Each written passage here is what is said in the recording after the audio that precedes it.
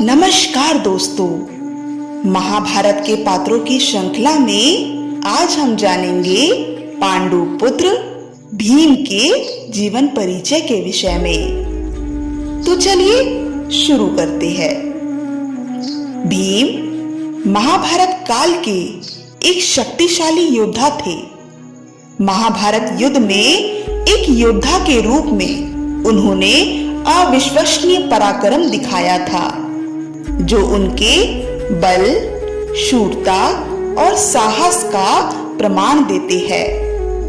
भीम वायुदेव के धर्म पुत्र थे, जिस कारण वह प्राकृतिक रूप से ही बहुत ही ज्यादा बलशाली थे। पर उनके जीवन में कई ऐसी घटनाएं घटी जिनसे उनकी शक्ति और भी ज्यादा बढ़ गई। तो आइए जानते हैं महाबली भीम से जुड़े कुछ रहस्यों के बारे में, और साथ ही साथ हम विस्तार पूर्वक जानेंगे महाभारत काल में उनके द्वारा दिखाए गए पराक्रम के विषय में। सबसे पहले हम जानते हैं भीम के जन्म के विषय में। महारानी कुंती को विवाह से पूर्व ही महर्षि दुर्वासा ने उनके सेवा भाव से प्रसन्न होकर उनको एक दिव्य मंत्र रूपी वरदान दिया था, जिसके उपयोग से वो किसी भी देवता का आह्वान करके उनको आमंत्रित कर उनसे उनके ही गुणों वाला पुत्र प्राप्त कर सकती थी। शायद महर्षि दुर्वासा ने अपनी दूरदृष्टि से यह जान लिया था कि राजकुमारी कुंती को अपने पति से कोई संतान प्राप्त नहीं होगी। इसलिए उन्होंने राजकुमारी कुंती के सेवा भाव से प्रसन्न होकर उन्हें वरदान में पुत्र प्राप्त हेतु एक दिव्य मंत्र प्रदान किया था और कहा, पुत्री कुंती, मैं तुम्हें एक ऐसा दिव्य मंत्र दे रहा हूँ जिसके उपयोग से तुम किसी भी देवता का आह्वान करके उनको आमंत्रित कर उनसे उनके ही गुणों वाला पुत्र प्राप्त कर सकती हो। फिर राजकुमारी कुंती का महाराज पांडु से विवाह हो गया, पर महाराज पांडु के हाथों गलती से महर्षि किंदम और उनकी धर्म पत्नी की हत्या का बहुत बड़ा पाप हो गया था, जो उस समय सहवास कर रहे थे, जिस पर महर्षि किंदम ने महाराज पांडु को श्राप दे दिया था कि वो कभी भी अपनी पत्नी से अंतरंग नहीं हो पाएंगे, और यदि उन्होंने ऐसा किया तो तुरंत ही उनकी मृत्यु हो जाएगी। महर्षि किंदम के श्राप के कारण महाराज पांडु ने संतान न होने की संभावना पर निराशा व्यक्त की। फिर महारानी कुंती ने संतान पाने के लिए उनको मिले वरदान का उल्लेख किया। फिर महारानी कुंती ने पुत्र पाने के लिए दिए गए वरदान का उपयोग कर धर्मराज का आह्वान किया, जिससे धर्मराज द्वारा युधिष्ठिर का जन्म हुआ। महाभारत के आदि पर्व अध्याय 122 के अनुसार जब माता कुंती ने दूसरे पुत्र की अभिलाषा से वायुदेव का आह्वान किया, तब वायुदेव वहां प्रकट हो गए और बोले, तुम्हारे मन में जो भी अभिलाषा हो कहो। तब माता कुंती ने कहा, हे वायुदेव, मुझे आपके ही गुणों वाला एक ऐसा पुत्र दीजिए जो महाबली और विशाल काय हो। वायुदेव के आशीर्वाद से महाबली भीम का जन्म हुआ। उस महाबली पुत्र को लक्ष्य करके आकाशवाणी ने कहा, यह कुमार समस्त बलवानों में श्रेष्ठ रहेगा। अब हम जानते हैं भीम के बाल अवस्था में घटित घटनाओं के विषय में। पहली घटना, भीम के जन्म लेते ही उसी वक्त एक अद्भुत घटना घटी। माता कुंती की गोद में भीमसेन सोए हुए थे। उसी समय एक बाघ माता कुंती के समीप आने लगा। माता कुंती उस बाघ को देखकर डर गई और भय से उछल पड़ी, जिस कारण कुमार भीम उस पर्वत के शिखर से नीचे गिर गए। माता कुंती इस घटना से इतनी ज्यादा व्याकुल हो उठी जैसे उनके प्राण ही निकल गए हो, और रोते रोते अपने प्रिय पुत्र भीम को खोजते हुए पर्वत शिखर से नीचे पहुंची। पर नीचे पहुंचते ही माता कुंती वह दृश्य देखकर आश्चर्यचकित रह गई। अपनी माता की गोद से गिरने पर बालक भीम ने वज्र के समान अपने अंगों से पर्वत की चट्टानों को चूर चूर कर दिया था, पर बालक भीम को एक खरोच तक नहीं आई थी। भीम को भीमसेन, वृकोदर आदि नामों से भी जाना जाता है। भीम और दुर्योधन का जन्म एक ही दिन हुआ था। दूसरी घटना, महाराज पांडु और उनकी दूसरी पत्नी माद्री के मृत्यु के पश्चात महारानी कुंती अपने 5 पुत्रों को लेकर हस्तिनापुर लौट आई। हस्तिनापुर में कौरव और पांडव भाई सब एक साथ ही खेला करते थे।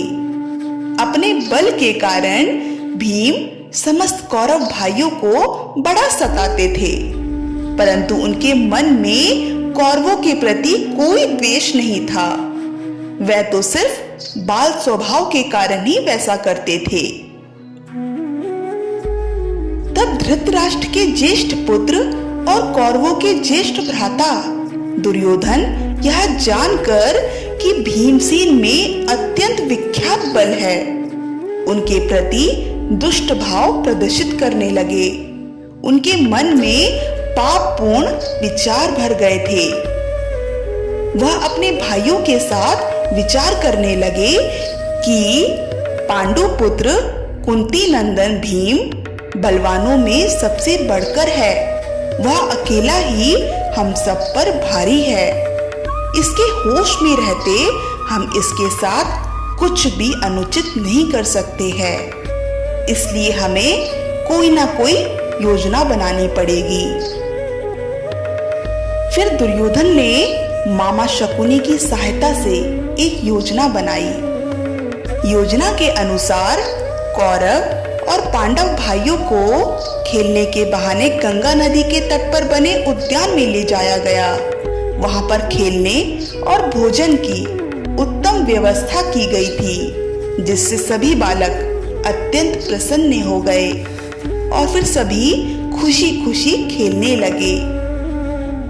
भीम सबसे ज्यादा बलवान थे, तो जाहिर सी बात है उनकी रुचि भोजन में भी अधिक थी। इसी का फायदा उठाकर दुर्योधन ने खीर में कालकूट नामक विष मिलाकर भीम को दे दिया। खीर को देखते ही भीम ने बिना कुछ सोचे पूरी खीर खा गए और खीर खाते ही विष के प्रभाव से भीम मूर्छित होकर धरती पर गिर गए। भीम के बेहोशी का फायदा उठाकर दुर्योधन ने अपने भाइयों की सहायता से भीम को गंगा नदी के ऊंचे तट से ढकेल दिया और इस घटना का भान पांडव भाइयों को बिल्कुल भी नहीं था। भीम बेहोशी की हालत में ही जल के भीतर डूबकर नागलोक में जा पहुंचे। वहां बहुत से महाविषधारी नागों ने मिलकर भीमसेन को बहुत डसा। उन नागों के डसने के कारण कालकूट विष का प्रभाव नष्ट हो गया। तत्पश्चात कुंती नंदन भीम जाग उठे।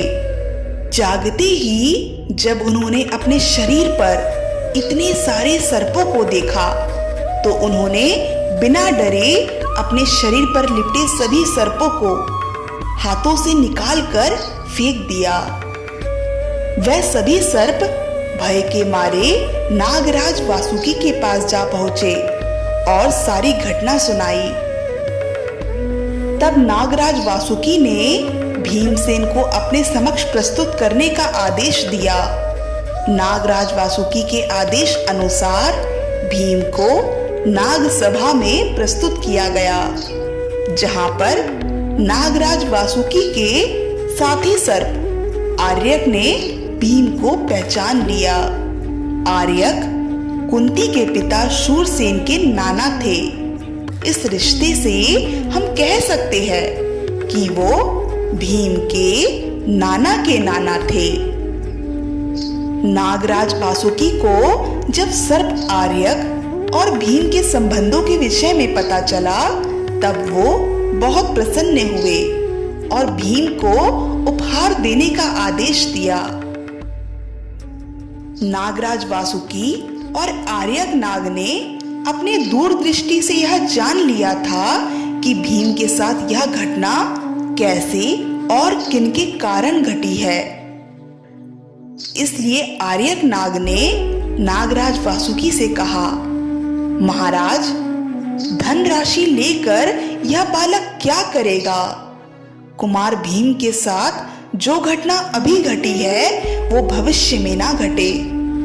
इसलिए आपकी आज्ञा हो तो राजकुमार भीम को उस कुंड का रस पीना चाहिए जिससे 1000 हाथियों का बल प्राप्त होता है। तत्पश्चात नागराज वासुकी ने भीम को उस कुंड का रस पीने की आज्ञा दे दी, जिसे पीकर भीमसेन और भी ज्यादा बलशाली हो गए। फिर नागराज वासुकी की आज्ञा से आर्यक नाग ने भीम को उनके घर पहुंचा दिया।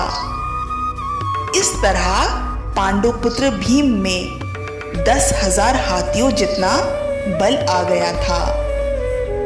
तो ये थी दोस्तों पांडुपुत्र भीम के जीवन से जुड़ी कुछ महत्वपूर्ण घटनाएं। तो आज के लिए बस इतना ही। अगली वीडियो में हम पांडुपुत्र भीम के जीवन से जुड़ी कई और घटनाओं पर चर्चा करेंगे। तब तक के लिए धन्यवाद।